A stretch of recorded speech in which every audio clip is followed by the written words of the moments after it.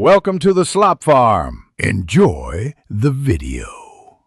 You start by confirming the exact Excel build and your license type so you know which installer to get.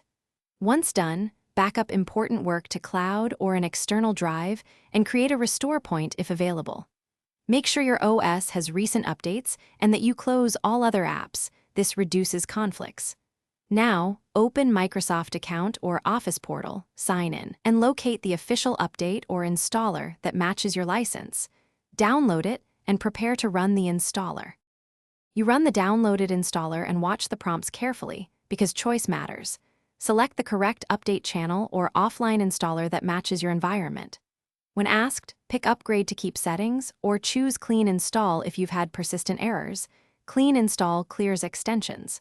Make sure dependencies like NET or Visual C++ redistributables install automatically and verify disk space. Keep more than 10% free. While installing, monitor progress and note any error codes. Once installation completes, open Excel and confirm the new version under File, Account, then test critical spreadsheets and add-ins to ensure compatibility. Reinstall or update any add-ins and review macro security and trust center settings because policies can change between versions. If something goes wrong, don't panic.